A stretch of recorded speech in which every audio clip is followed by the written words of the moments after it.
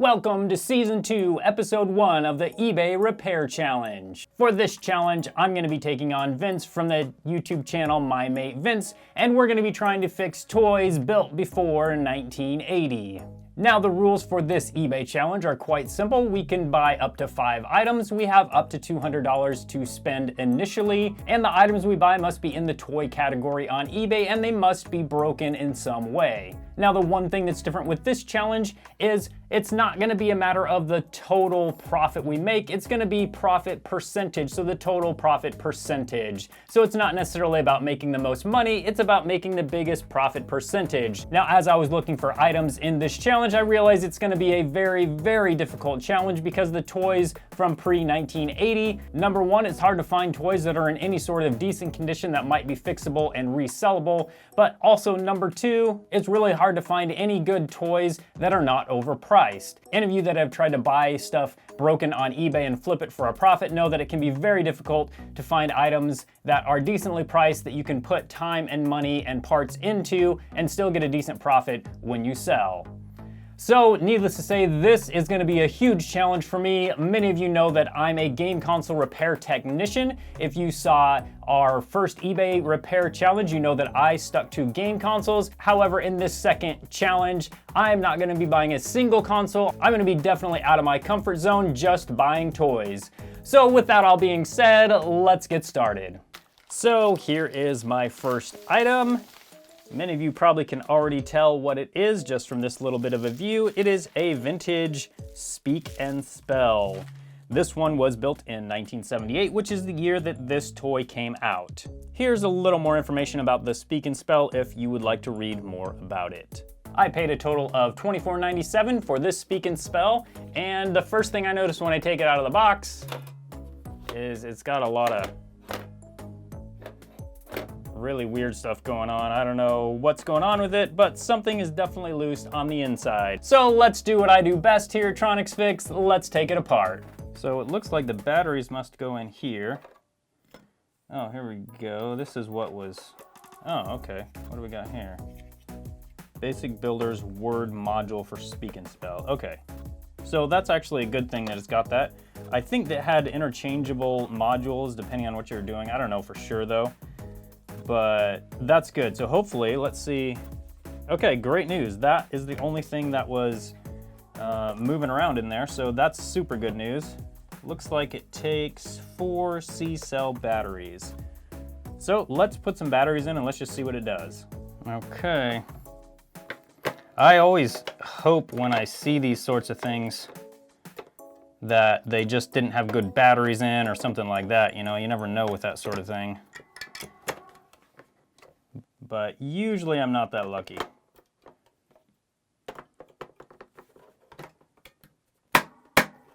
There we go. Okay, that seems to be how it should. Let's see if it turns on. Let's see if it does anything at all. We have a power button. No power button. Okay, on. Okay, spell A. I don't know if that's how it's supposed to sound or not.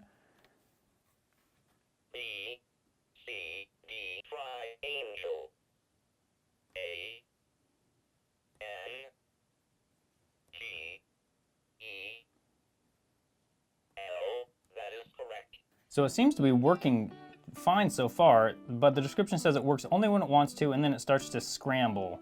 So it's sold as parts. So I got to test this a little bit more, but so far it actually seems to be working fine.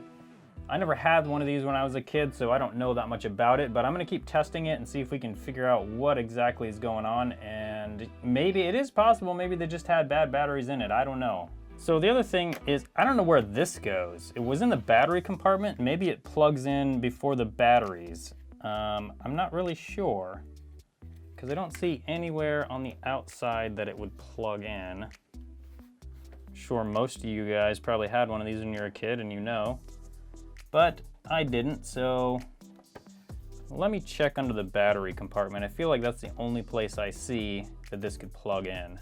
Ah, right up there it looks like. So it must go in here like this. Okay, seems to fit in there how it should. So it looks like the cartridges provide additional content without providing additional functionality. So basically what I'm getting out of this is the module will make it so you have different words that are longer and stuff like that. So I think we probably have the module plugged in correctly. It's just a matter of the module working when it's playing these little games. So as far as I can tell, that's working. I don't know, I need to try it a little bit more and see if we can get this thing to mess up. So I say we take it apart. Let's take a look at the inside and see if we can find anything wrong at all. This isn't gonna be a good video unless something's taken apart, so let's get it taken apart. Okay, looks like we got 2 screws here and then just some tabs up here. And those are Phillips.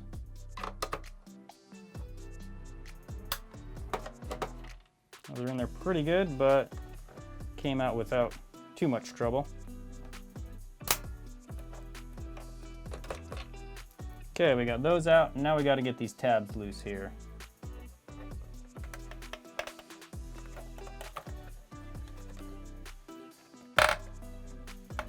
Those are some strong tabs. And that one. And we just have one more to go. Got it.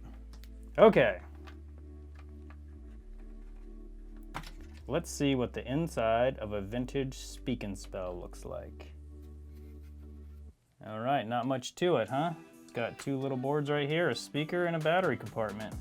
So these components are kind of glued down with kind of like some double-sided foam tape, it looks like. Other than that, everything can come off except for this. We can take this off and it's fine. It shouldn't be a big deal. It looks like we've got some components here made to keep this down, because this goes like this. So all of these are made to help this stay down where it should. So it shouldn't be a big deal if we take that off. So let's just take it off. I'm gonna get a pair of pliers and just break this off like that. Okay, perfect. Now let's see how hard this is to get off.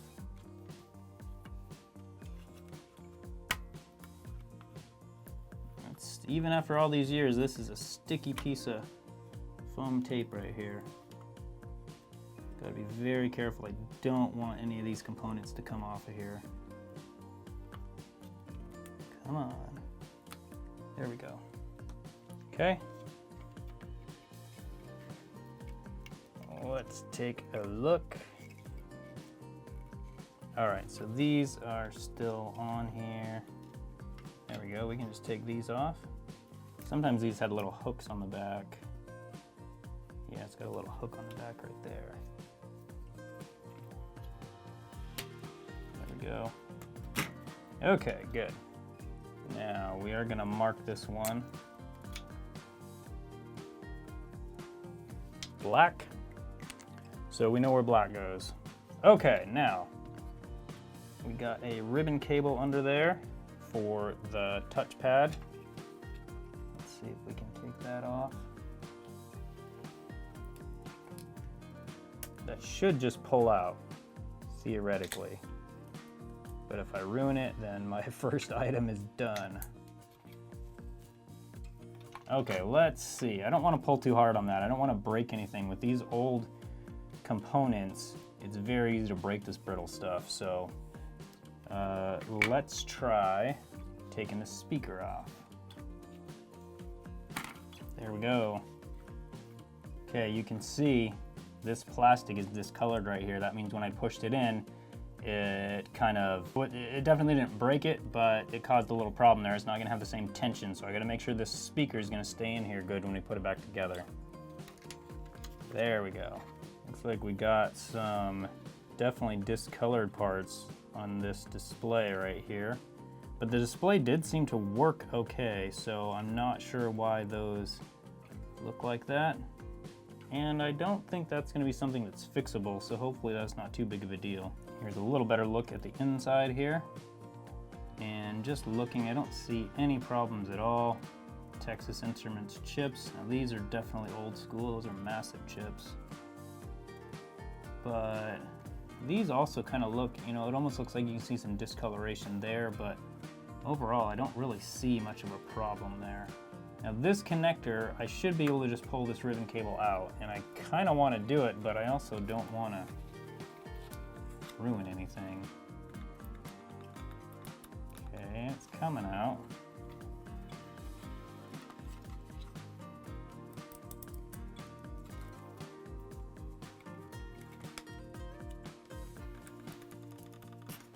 Okay, there we go.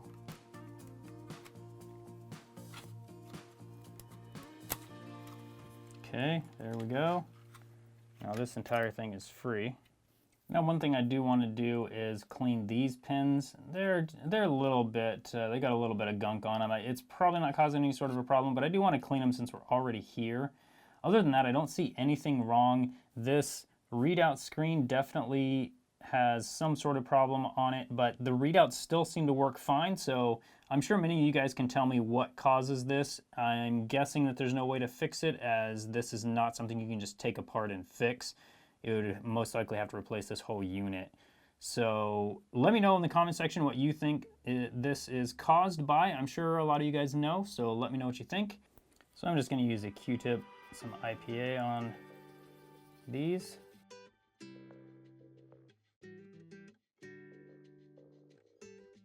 Yeah, it looks a little bit better. You can see we do have some gunk on the Q-tip.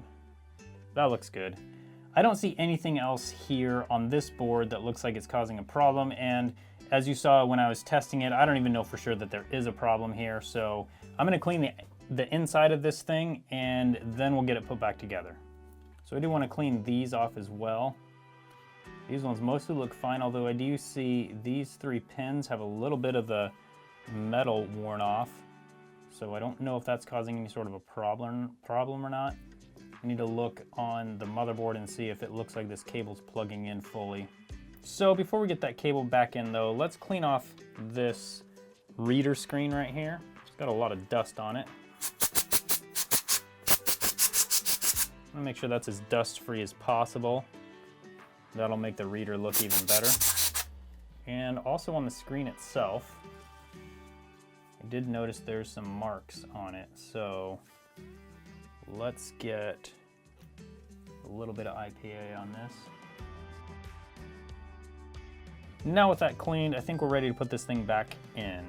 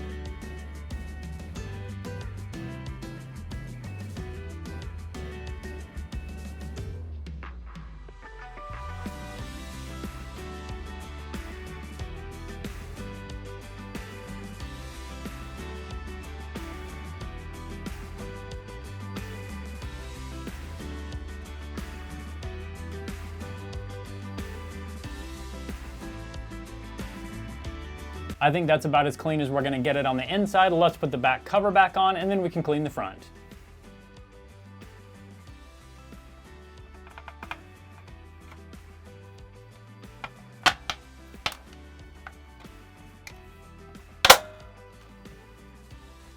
How easy is that to put on compared to most of today's electronics? That's amazing. It's got 4 snaps, 2 screws, and that's it. These were the good old days for sure.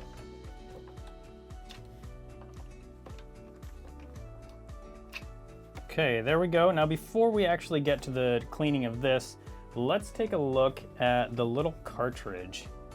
Let's get this apart and see what that looks like on the inside. There's one side. And there's the other side. Okay, wow, look at that. So this, just one side is soldered on. The other legs aren't even soldered anywhere. I have never seen that before. Look at that. This is actually pretty crazy. These pins here have all been resoldered. These ones are bridged. I'm assuming it's supposed to be like that. That's crazy. I've never seen anything quite like that. This is definitely not something I would have expected to run into, something this old that someone had gone through and redone some of the pins on. So that's the inside of a cartridge for a 1978 Speak and Spell. So we got some marks on the screen here, we got some dirt down here, and a few things under this piece right here. So let's see how clean we can get this, and then we'll test it all and see if it's all working how, as far as I know it should.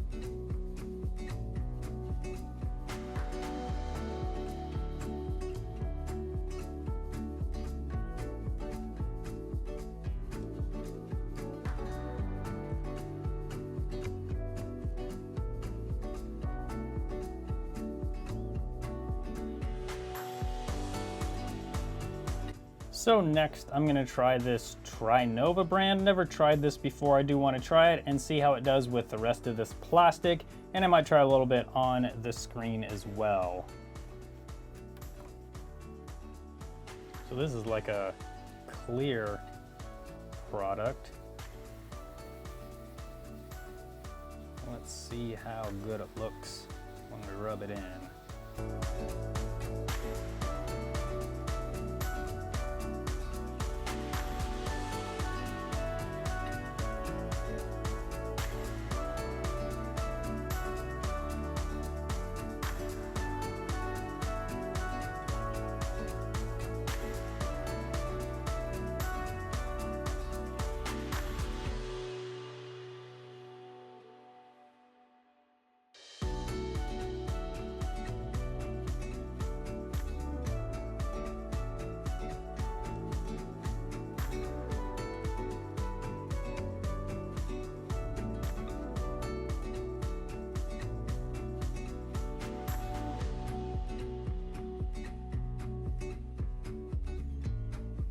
So here we have it all cleaned.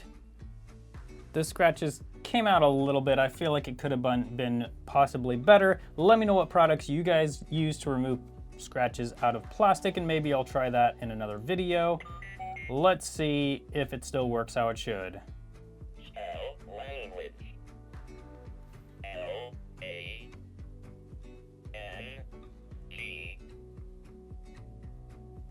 Where's you? U-A-G-E.